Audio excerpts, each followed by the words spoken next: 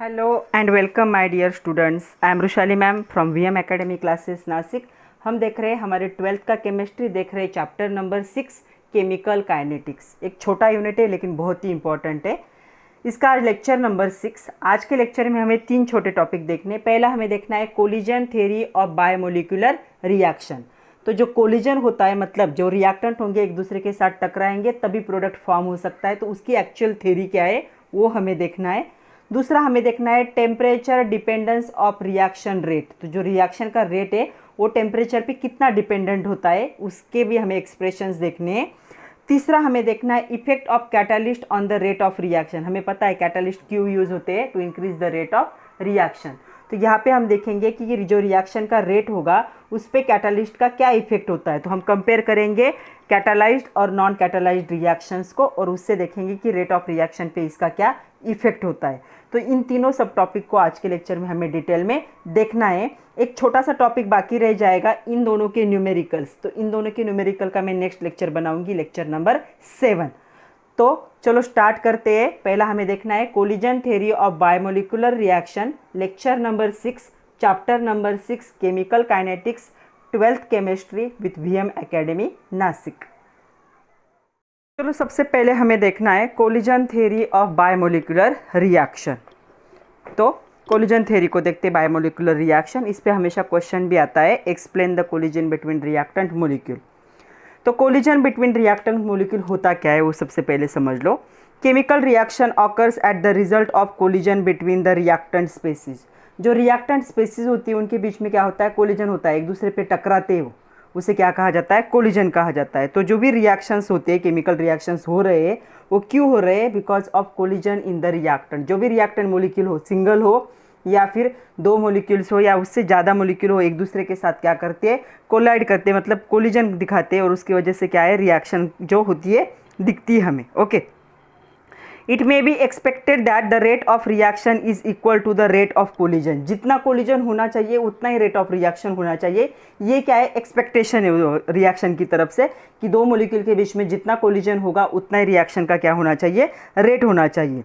For the gas phase the reactions the molecule the number of collision is more and typically many power of the 10 compared to the observed rate। तो क्या होता है, generally जो reactants होते हैं कहाँ पे, गैस फेज में, मतलब जो रिएक्टेंट सारे क्या होंगे, गैस फेज में होंगे। तब क्या होता है, तो गैस फेज में क्या होता है, जो मोलिक्यूल्स होता है उनका कोलिजन ज़्यादा होता है क्योंकि फ्री मोलिक्यूल होते हैं गैसेस फेज वाले। तो यहाँ पे क्या होता है, जो नंबर होता है कोलिजन का वो क्या होता है, बहुत ज़्यादा होता है। तो क्या है, ये जो हम ऑब्जर्व रेट देख रहे हैं उससे कहीं ज़्यादा होता है। तो पावर 10 मतलब जो मेनी पावर्स होंगे 10 के, इतना बड़ा क्या होता है, उसका कोलिजन होता है। तो इसे ही कहा जाता है collision between the reactant molecule. कभी कभी क्वेश्चन आता है explain the collision between reactant molecule. तो क्या है, जो कोलिजन होता है उसकी वजह से केमिकल रिएक्शंस ऑकर होते हैं। एक्सपेक्टेशन क्या है, जितना कोलिजन होगा उतना रेट ऑफ रिएक्शन होना चाहिए, बट ऐसा होता नहीं। गैस फेज में तो क्या होता है, रिएक्शन कैसी होगी, number of collision is far more, बहुत ज़्यादा होते हैं number of collision, typically many powers of 10। तो 10 के बहुत सारे पावर होंगे as compared to the observe rate. मतलब रेट से क्या होंगे, कोलिजन बहुत ज़्यादा होता है गैसेस फेज में, क्योंकि गैसेस फेज वाले मोलिक्यूल क्या होते हैं, फ्री होते हैं। तो उसके लिए ज़रूरत होती है एक्टिवेशन की। तो एक्टिवेशन एनर्जी होती क्या है, इस पर भी कभी कभी क्वेश्चन आता है, what is the activation energy of the reaction. आपके एक्सरसाइज में भी क्वेश्चन है, what is the activation energy of reaction, 2 mark के लिए आ सकता है। Okay, for the reaction to occur the colliding reacting molecule. तो जो रिएक्टिंग मोलिक्यूल होंगे उनके बीच में जो कोलिजन होता है उसकी वजह से रिएक्शन होती है, ये तो हमें पता है।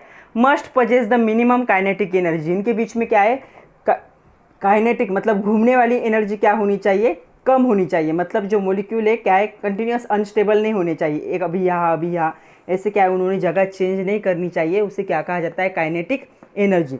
तो इनकी काइनेटिक एनर्जी कितनी होनी चाहिए, मिनिमम होनी चाहिए। अगर इनकी काइनेटिक एनर्जी मिनिमम होगी तो उनका कोलिजन भी कम होगा। तो जो रिएक्शन से जो कोलाइडिंग रिएक्टेंट मोलिक्यूल की वजह से होती है उनमें क्या होना चाहिए, मिनिमम काइनेटिक एनर्जी। इसी मिनिमम काइनेटिक एनर्जी को क्या कहा जाता है, एक्टिवेशन एनर्जी, जो रिएक्शन को क्या कर देगी, एक्टिवेट कर देगी। क्योंकि जब तक मॉलिक्यूल कोलाइड नहीं होते, कोलिजन नहीं करेंगे एक दूसरे के साथ, तब तक क्या है, रिएक्शंस क्या है, ऑकर नहीं होते। तो रिएक्शंस होने के लिए मॉलिक्यूल के बीच में क्या होना चाहिए, मिनिमम काइनेटिक एनर्जी होनी चाहिए, और इसी मिनिमम काइनेटिक एनर्जी को क्या कहा जाता है, एक्टिवेशन एनर्जी। तो जो एक्टिवेशन एनर्जी उसे कैसे डिफाइन करोगे, for the reaction to occur the colliding reacting molecule must possess the minimum kinetic energy. इसी मिनिमम काइनेटिक एनर्जी को क्या कहा जाता है, एक्टिवेशन एनर्जी कहा जाता है। तो चलो अभी हमें ओरिएंटेशन देखना है रिएक्टेंट मॉलिक्यूल का। ओरिएंटेशन मतलब उसका स्ट्रक्चर कैसा होना चाहिए, वो अपने आप को कैसे रखता है ड्यूरिंग द रिएक्शन। इस पे आपके एक्सरसाइज में एक क्वेश्चन है, what are requirement of the collision reactant molecule to lead the product. तो जो कोलाइडिंग रिएक्टिंग मॉलिक्यूल है उनके पास कौन से रिक्वायरमेंट होने चाहिए ताकि वो अच्छे से प्रोडक्ट में क्या हो जाए, कन्वर्ट हो जाए। तो ऐसा क्वेश्चन है।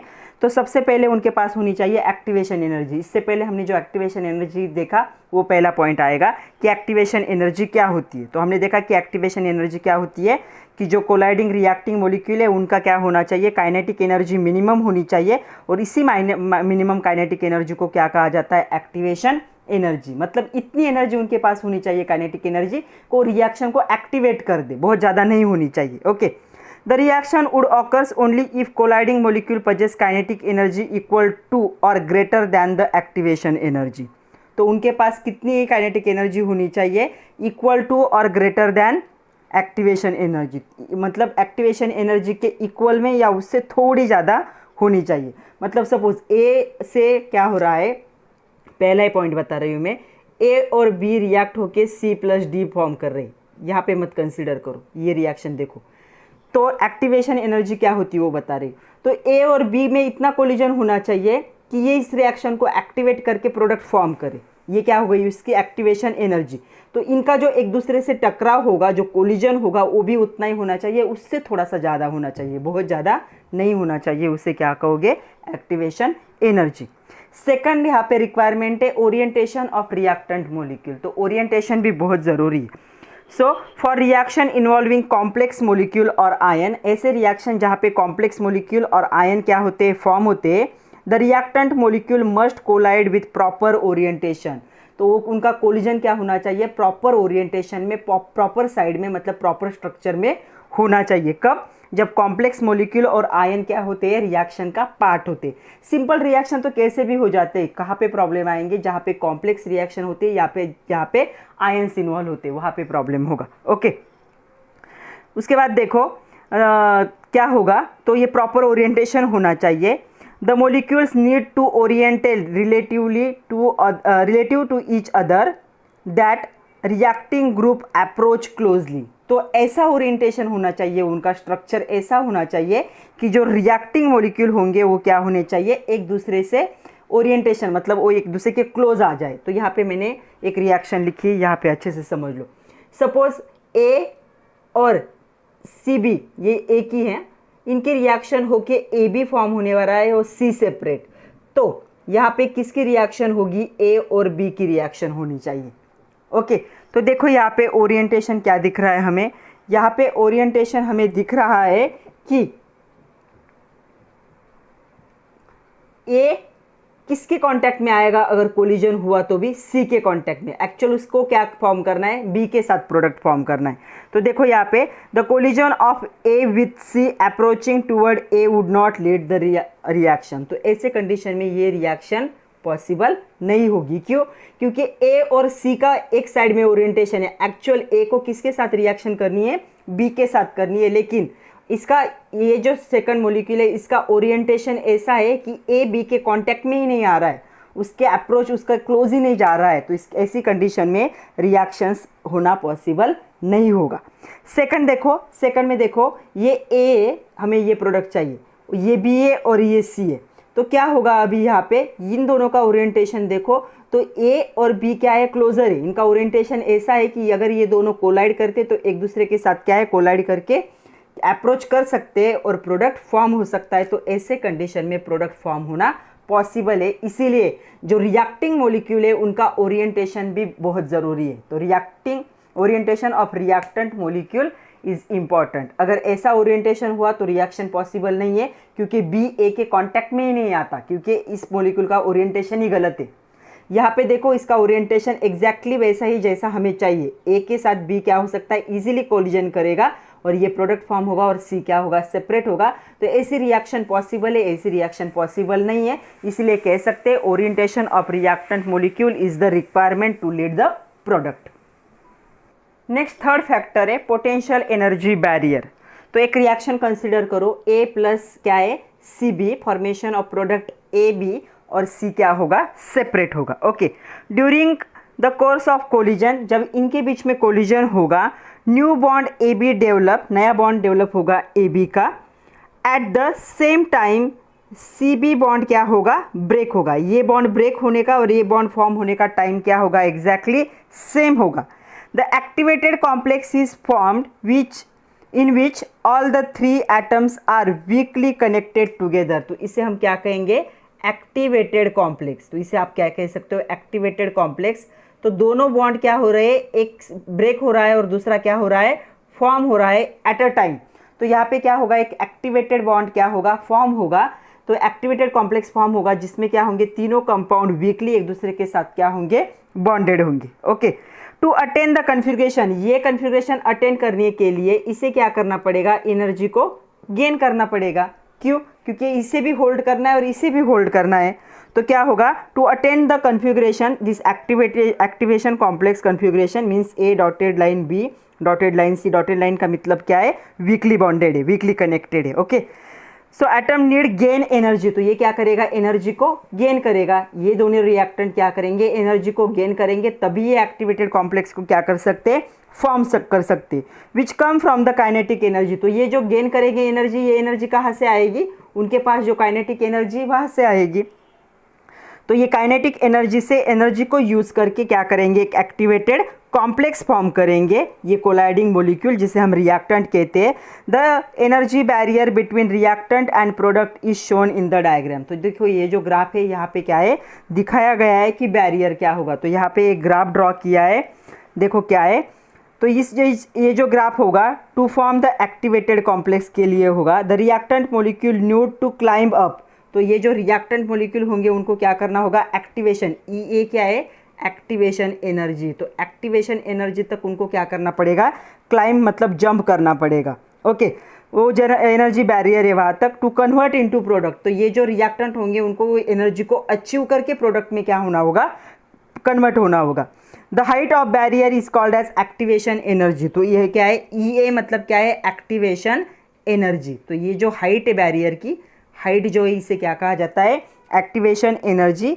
ई ए से उसे डिनोट किया जाता है। The reactant molecule transfer into product if possess the energy equal to और ग्रेटर दैन एक्टिवेशन एनर्जी। तो हमने कहा था कि क्या है, एनर्जी क्या होनी चाहिए, इक्वल और क्या होनी चाहिए, एक्टिवेशन एनर्जी से ज़्यादा। क्यों, आपके यहाँ पे रिएक्टेंट है, यहाँ पे प्रोडक्ट है, तो इन रिएक्टेंट को क्या करना पड़ेगा, इससे क्या करके पास करके जाना पड़ेगा इस एनर्जी को। तो रिएक्टेंट के पास कितनी एनर्जी होनी चाहिए, एक्टिवेशन एनर्जी के इक्वल में या फिर उससे थोड़ी सी ज़्यादा एनर्जी होनी चाहिए, ताकि वो यहाँ पे क्लाइंब करके जाएंगे और क्या है, जो डिज़ायर प्रोडक्ट है उस प्रोडक्ट में क्या होंगे, कन्वर्ट होंगे। As a result only few collision leads the to product. तो या क्या होता है, इसीलिए सारे प्रोडक्ट फॉर्म नहीं होते, कुछ ही कोलिजन क्या करते, प्रोडक्ट को फॉर्म करते। तो ये ग्राफ आप लोग अच्छे से समझ लो। तो ये क्या होगा, ये एक्टिवेशन एनर्जी होगा। तो जो आपका रिएक्टेंट है प्रोडक्ट में कन्वर्ट होने के लिए उसके पास क्या है, एक्टिवेशन एनर्जी के इक्वल या उससे थोड़ी ज़्यादा क्या है, एनर्जी, काइनेटिक एनर्जी होनी चाहिए। अगर उससे कम होगी तो कभी भी प्रोडक्ट फॉर्म नहीं होगा। तो इस पे एक क्वेश्चन है आपकी एक्सरसाइज में, why all collisions between reactant molecule do not lead a chemical reaction. जो रिएक्टेंट मॉलिक्यूल है उनके बीच के सारे कोलिजन प्रोडक्ट में क्यों कन्वर्ट नहीं होते, कोलिजन मतलब उनके बीच का टकराव, तो सारे कोलिजन प्रोडक्ट में क्यों कन्वर्ट नहीं होते। तो ऐसा क्वेश्चन 2 मार्क के लिए आ सकता है। तो क्या है, all collision of reactant molecule do not lead the chemical reaction because colliding molecule need to possess certain energy. कितनी चाहिए, ग्रेटर और इक्वल टू एक्टिवेशन एनर्जी। तो इतनी एनर्जी चाहिए एंड प्रॉपर ओरिएंटेशन भी चाहिए। तो 2 चीज़ों की ज़रूरत है। पहली चीज़ उनके पास क्या होना चाहिए, प्रॉपर ओरिएंटेशन होना चाहिए। ओके, दूसरा क्या है, प्रॉपर ओरिएंटेशन मतलब उनका ऐसा स्ट्रक्चर होना चाहिए कि क्या है, दोनों क्या है, कोलिजन अच्छे से कर पाए। ये एक है, और दूसरा है उनके पास कितनी काइनेटिक एनर्जी होनी चाहिए, उनके पास काइनेटिक एनर्जी थोड़ी सी ज़्यादा होनी चाहिए या फिर इक्वल होनी चाहिए, किससे, एक्टिवेशन एनर्जी से, जिसे हम किससे डिनोट करते हैं, ई से डिनोट करते। तो ये दो कंडीशन है, अगर ये दोनों कंडीशन सारे फुलफिल कर पाए तो सारे कोलिजन क्या हो सकते हैं, रिएक्टेंट मतलब कोलिजन मतलब रिएक्टेंट प्रोडक्ट में कन्वर्ट हो सकते हैं, लेकिन ये हमेशा पॉसिबल नहीं होता। इसीलिए क्या कह सकते हो, the collision between reactant molecule do not lead to the chemical reaction, सारे केमिकल रिएक्शन में कन्वर्ट नहीं होते क्योंकि ये दो रिक्वायरमेंट है उसकी। चलो हमें देखना है temperature dependence of reaction rate. तो देखो क्या होता है, the concentration change only a little with the temperature. तो जो कॉन्सेंट्रेशन होता है रिएक्टेंट का टेम्परेचर के साथ थोड़ा सा चेंज होता है। The rate constant shows the strong independence of temperature. जो रेट कांस्टेंट होता है वो कभी भी टेम्परेचर पे डिपेंड नहीं होता। तो यहाँ पे हमें बहुत ही इंपॉर्टेंट देखना है अरेनियस इक्वेशन।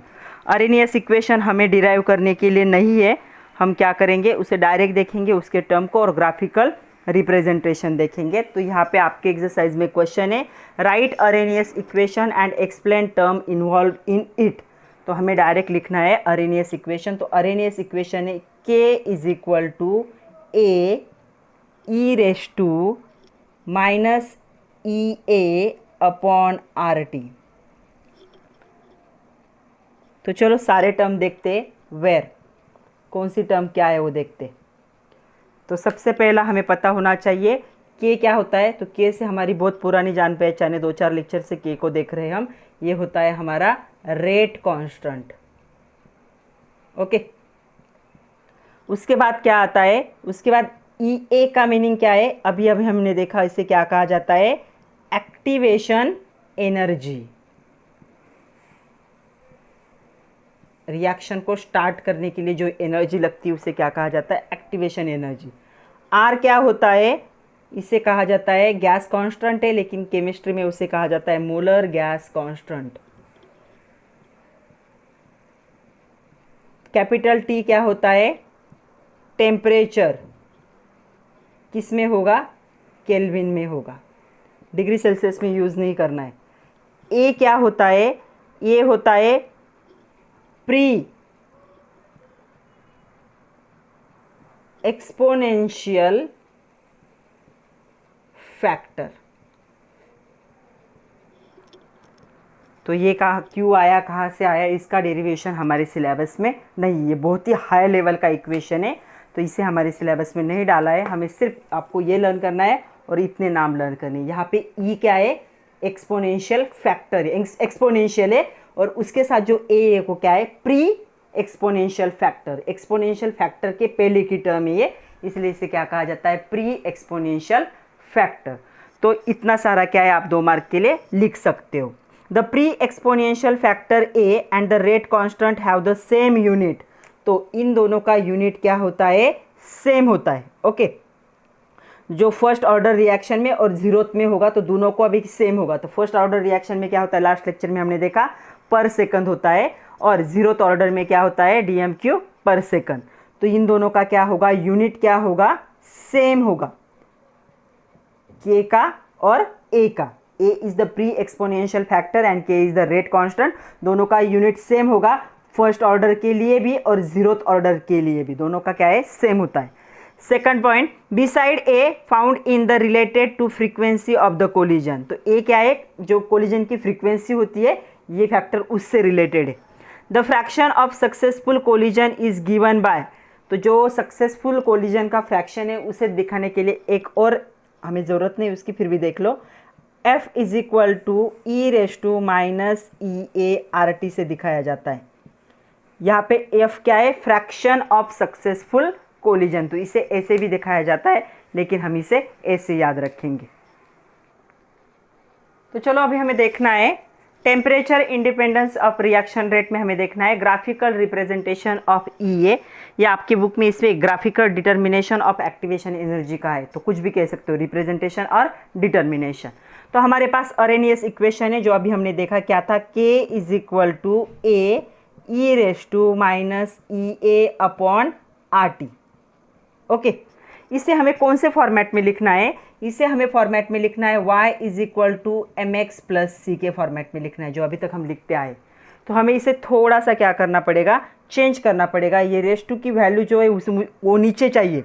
तो क्या कर सकते हैं हम क्या करेंगे, taking logarithm of both side. तो दोनों साइड का अगर हम लॉग लेते हैं तो ln of k is equal to ये टर्म नीचे आ जाएगी। क्या होगी ये टर्म? Minus EA RT। तो माइनस साइन में यहाँ पे लिख रही हूँ, minus EA RT plus ln क्या होगा A। ये E तो एक्सपोनेंशियल था, वो कभी वो नहीं आएगा। तो E एक्सपोनेंशियल था तो वो नहीं आएगा। हम 10 रेज़ टू समथिंग होता है तो हम 10 को कंसिडर नहीं करते जब लॉग लेते तब।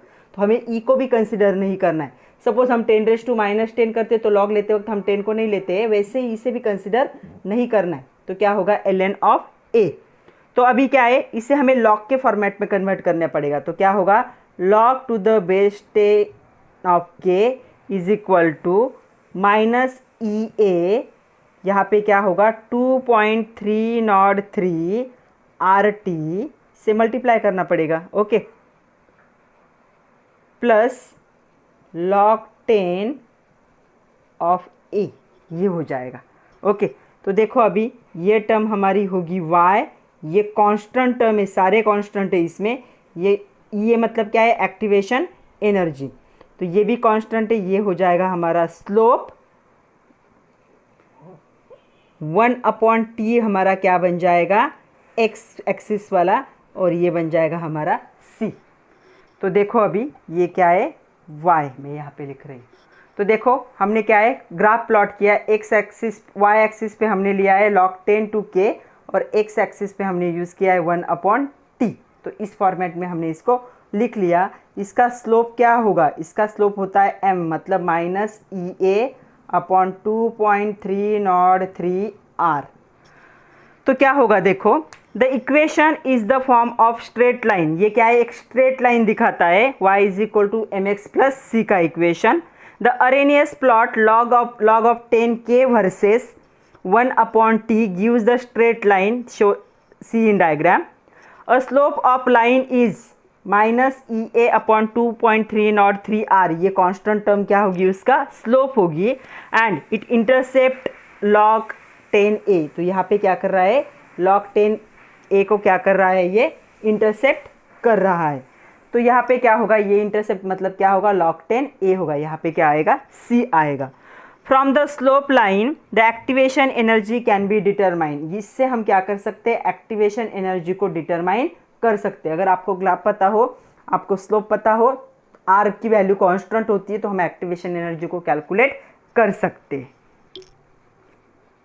तो चलो अभी हमें देखना है डिटर्मिनेशन ऑफ एक्टिवेशन एनर्जी। तो एक्टिवेशन एनर्जी को कैसे डिटरमाइन करते उसे देखते हैं। हमें पता है, अभी हमने देखा कि अरेनियस इक्वेशन। तो अरेनियस इक्वेशन क्या था, दो पार्ट कर लेती हूँ मैं इसके, ताकि हमें अच्छे से जगह मिल जाए। तो अरेनियस इक्वेशन क्या था, k इज इक्वल टू क्या था, a into e raise to minus EA/RT। Okay, ये था अरेनियस इक्वेशन।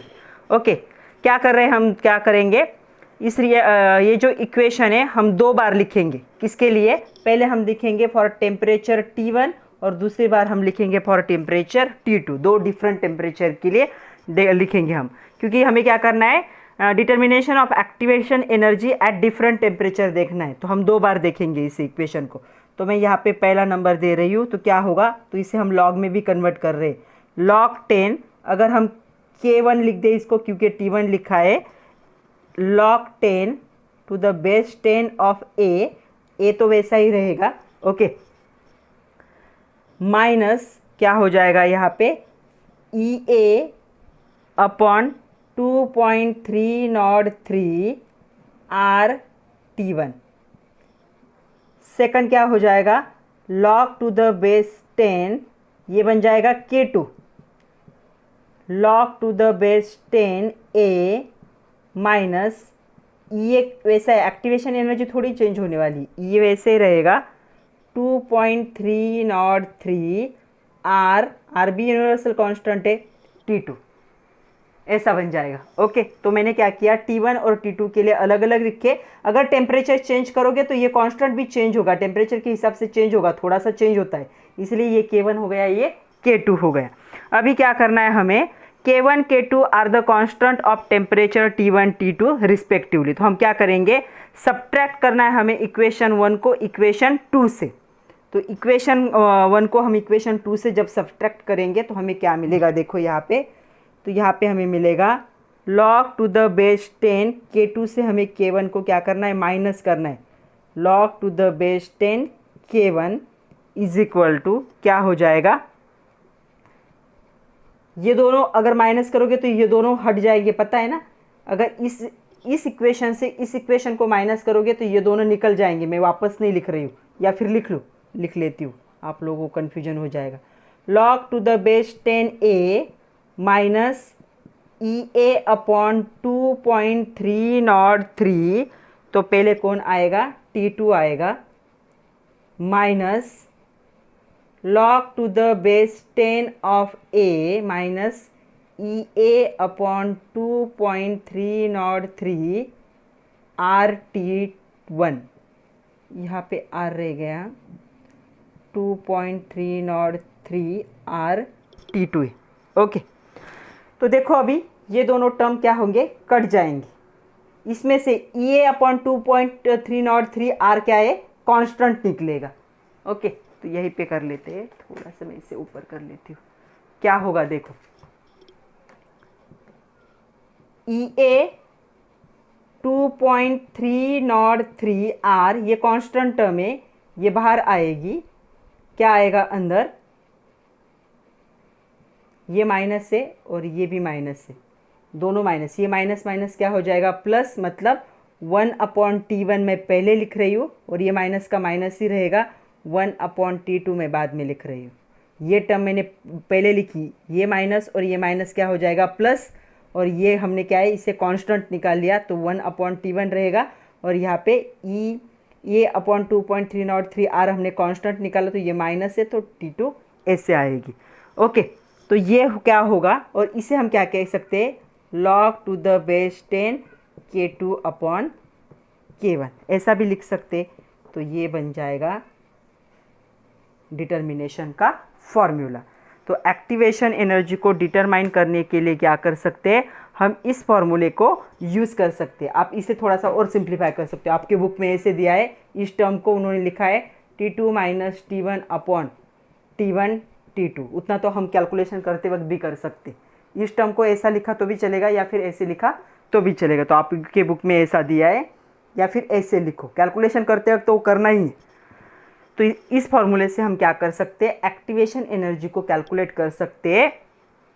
एट द क्या होगा, रेट क्या होगा, कांस्टेंट होगा, बट टेम्परेचर क्या होगा, दो अलग टेम्परेचर पे हम क्या कर सकते, कैलकुलेट कर सकते।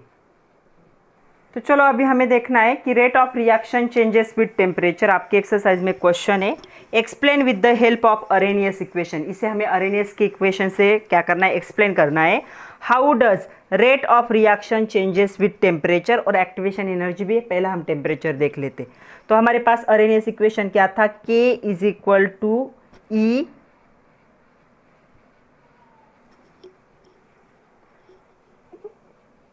AE माइनस EA अपॉन क्या था, RT। ये अरेनियस इक्वेशन है, अभी अभी हमने देखा। ओके, तो क्या हो रहा है यहाँ पे, it shows that temperature rise, जितना टेम्परेचर क्या होगा, इंक्रीज होगा। क्या होगा, जैसे टेम्परेचर इंक्रीज होगा, EA अपॉन RT जो है, ये जो ऊपर है, ये टर्म क्या होगी, डिक्रीज होगी। क्योंकि क्या, जो टेम्परेचर है वो टेम्परेचर कहाँ पे, यहाँ पे डेनोमीटर में नीचे, तो जितना बढ़ेगा उतने क्या होगा, ये डिक्रीज होगा। मतलब आप टेम्परेचर जितना बढ़ाओगे, इस क्वांटिटी की वैल्यू उतनी क्या होगी, डिक्रीज होगी। ओके, तो ये क्या करेगा, and this cause an increase in minus EA upon RT। तो ये क्या है, EA अपॉन RT है, माइनस EA अपॉन RT को क्या कर देगा, ये इंक्रीज करेगा। माइनस EA अपॉन RT का मीनिंग ही क्या होता है, RT अपॉन E। तो टेम्परेचर जितना बढ़ेगा, ये क्वांटिटी, ये दोनों क्वांटिटी इक्वल होती है, पता है ना। ऐसे लिखो या फिर ऐसे लिखो, दोनों का मीनिंग सेम है। तो अगर आपकी टी आप टेम्परेचर बढ़ाते हो तो ये क्वांटिटी या फिर ये क्वांटिटी वो भी क्या होगी, इंक्रीज होगी, डायरेक्टली प्रोपोर्शनल हो जाता है। ओके, तो ये भी क्या होगा, इंक्रीज होगा, लेकिन ये अपॉन आर टी क्या होगा, डिक्रीज होगा। तो हम क्या कह सकते हैं, इंक्रीज के एंड रेट ऑफ रिएक्शन, ये क्या कर सकता है, के को भी इंक्रीज करेगा और रेट ऑफ रिएक्शन को भी क्या करेगा, इंक्रीज करेगा। मतलब अगर टेम्परेचर इंक्रीज होता है तो रेट ऑफ रिएक्शन भी क्या होगा, इंक्रीज होगा। वैसे तो हमें ग्राफिकली भी देखना है, लेकिन यहाँ पे समझ लो कि आरएनएस का इक्वेशन हमें बताता है कि अगर टेम्परेचर इंक्रीज हुआ तो E upon R T decrease होगा, but minus E upon R T क्या होगा, इंक्रीज होगा। इसे हम ऐसे भी लिख सकते हैं, अगर ये इंक्रीज होगा, ये वैल्यू अगर इंक्रीज होती है तो के की वैल्यू इंक्रीज होगी, अगर के की वैल्यू इंक्रीज होती है तो रेट रिएक्शन का क्या होगा, इंक्रीज होगा। सेकंड उसी क्वेश्चन में कि हमें एक्सप्लेन करना है the rate of reaction change with activation energy, तो इसे भी हमें एक्सप्लेन करना है। तो देखो डिक्रीज इन एनर्जी, फिर से हमारे पास क्या है, आरएनएस का वही इक्वेशन है, क्या है, K is equal to A e raise to minus E A upon क्या होगा, आर टी। हमारे पास ये अगर एक्टिवेशन एनर्जी कौन है यहाँ पे, एक्टिवेशन एनर्जी ई ए, अगर ये क्या होती है, डिक्रीज होती है, एक्टिवेशन एनर्जी डिक्रीज होगी तो ई ए अपॉन आर टी क्या होगा, इंक्रीज होगा। क्या डिक्रीज होगा, ये भी क्या होगा, डिक्रीज होगा। क्यों, ऊपर है ना वैल्यू, अगर ये वैल्यू यहाँ पे ये अगर डिक्रीज होती, कम होती, तो ये वैल्यू भी क्या होगी, ये रेशियो भी क्या होगा, डिक्रीज होगा। तो minus E A upon R T क्या होगा, minus E A upon R T को हम कैसे लिख सकते हैं, आर टी अपॉन ई ए। तो ये वैल्यू अगर डिक्रीज हुई तो क्या होगा, ये वैल्यू क्या होगी, इंक्रीज होगी। ये जितना छोटा होगा ये रेशियो उतना क्या होगा, बढ़ता चला जाएगा। तो ये समझ लो अच्छे से, माइनस ए अपॉन आर टी क्या होगा, इंक्रीज होगा, और इसके वजह से क्या होगा, द रेट ऑफ रिएक्शन भी क्या होगा, इंक्रीज होगा।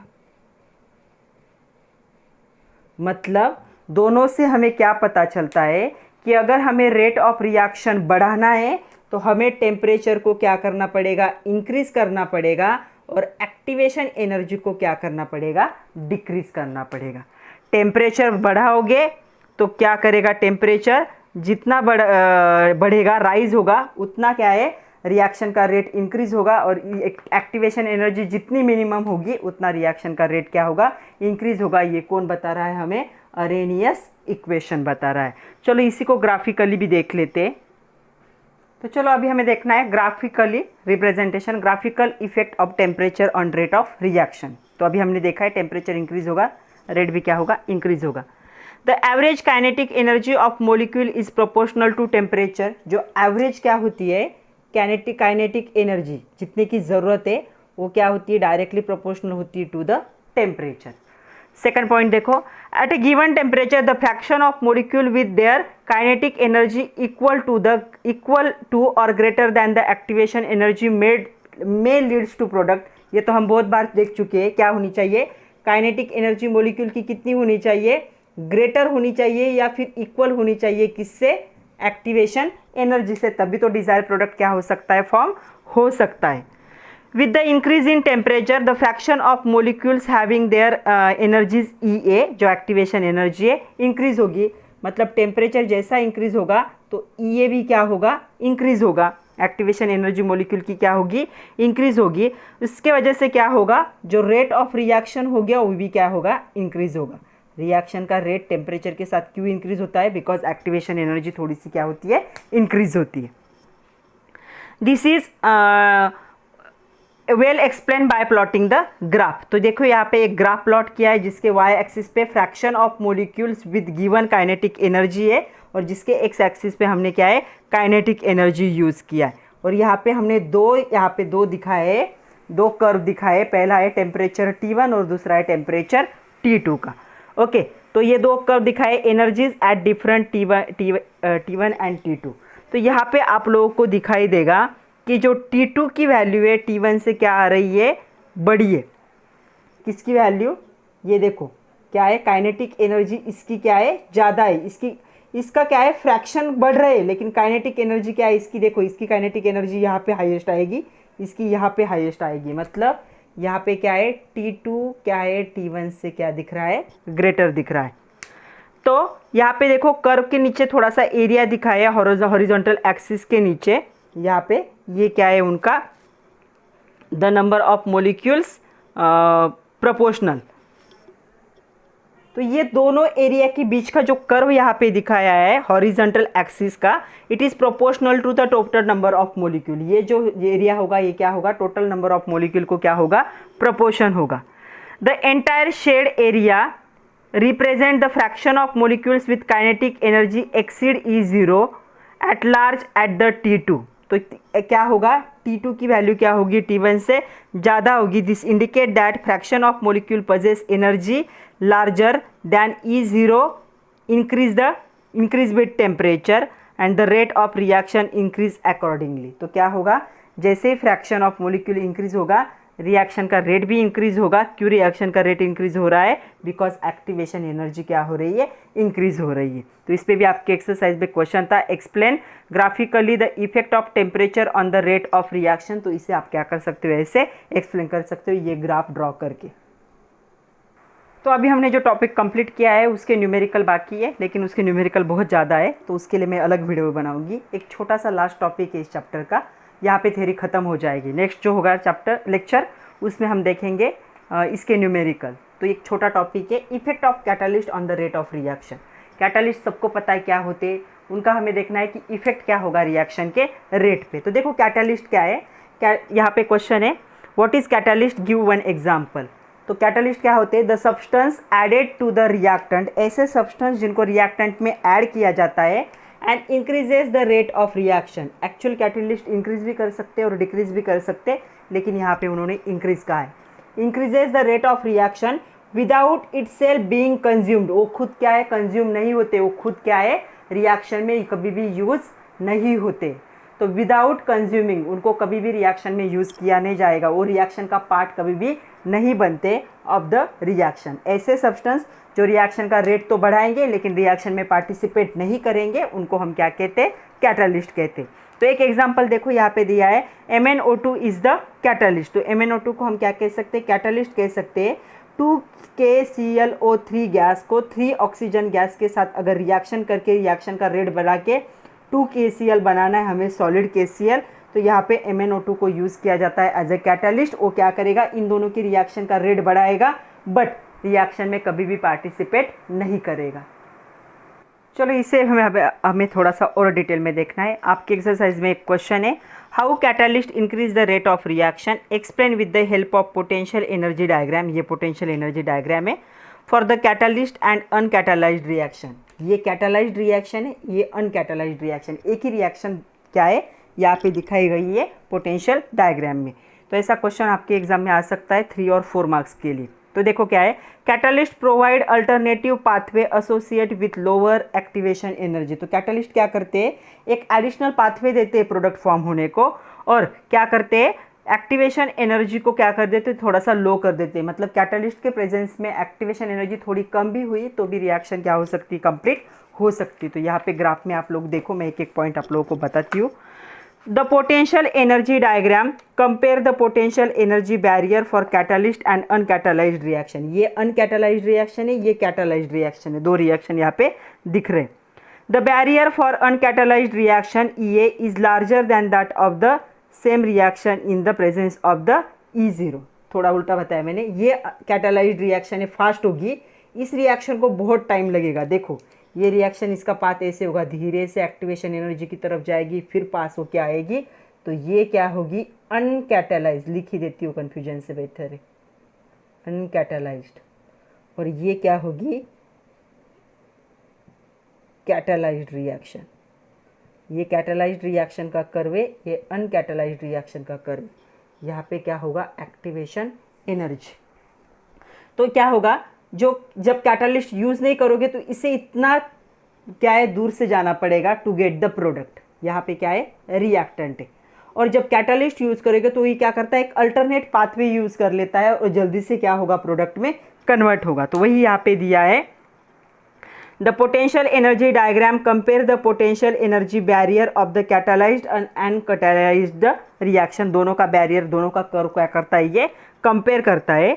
The barrier for uncatalysed reaction EA is larger than that of the catalysed reaction. तो देखो ये भी ये अनकैटालाइज्ड रिएक्शन का हाइयर है और कैटालाइज्ड रिएक्शन का क्या होगा, लोअर। किसने, क्योंकि इसने एक अल्टरनेट वे ढूंढ लिया है टू अचीव द प्रोडक्ट। तो इसके लिए एक एग्जाम्पल दिया है, एग्जाम्पल मैं इस साइड में लिख रही हूँ, तो आप लोग देखो एग्जाम्पल क्या दिया है। सपोज उन्होंने कहा है decomposition of H2O2 in aqueous solution. I minus यहाँ पे क्या होता है, कैटालिस्ट होता है। तो H2O2 मतलब हाइड्रोजन पेरोक्साइड होगा लिक्विड फॉर्म में। यहाँ पे क्या होता है, I माइनस क्या होगा, कैटालिस्ट होगा। ये इसको क्या है, H2O में क्या है, लिक्विड में, और O2 क्या है, गैस में कन्वर्ट करता है। ओके तो यहाँ पे I माइनस क्या हो गया इसका, catalyst. At room temperature the rate of reaction is slow in absence of catalyst. तो ये जो रिएक्शन है रूम टेम्परेचर में क्या होगी, स्लो होगी इन एब्सेंस ऑफ कैटालिस्ट। क्यों, तब उसकी एक्टिवेशन एनर्जी क्या होती है, तो यहीं पे मैं लिख रही हूँ रूम टेम्परेचर में क्या होगा, RT मतलब रूम टेम्परेचर। यहाँ पे कैटालिस्ट है क्या, कैटालिस्ट को यूज़ ही नहीं किया है, तब इसकी एक्टिवेशन एनर्जी कितनी होती है, 76 किलो जूल पर मोल। ओके, और जब कैटालिस्ट को यूज करोगे इन प्रेजेंस ऑफ कैटालिस्ट, कौन सा कैटालिस्ट यूज करोगे, I माइनस, इसकी एक्टिवेशन एनर्जी कम हो जाती है, कितनी होगी, 57 किलो जूल पर मोल। मतलब अगर ऐसा जाता विदाउट कैटालिस्ट तो इसको कितना लगता, 76 किलो जूल पर मोल, बट कैटालिस्ट के साथ वो ऐसे जा रहा है, कितना है, 57 किलो जूल पर मोल ही इतना लग रहा है। और कैटालिस्ट कौन सा यूज़ किया है, यहाँ पे I माइनस कैटालिस्ट को क्या किया है, यूज़ किया है। तो कैटालिस्ट के यूज़ की वजह से क्या होता है, एक्टिवेशन एनर्जी क्या हो जाती है, कम हो जाती है। तो आपको ये याद रखना है। तो और एक क्वेश्चन है, लास्ट क्वेश्चन आपके एक्सरसाइज में, explain graphically the effect of catalyst on the rate of reaction. तो ये ग्राफ क्या करता है, उसे अच्छे से एक्सप्लेन करता है।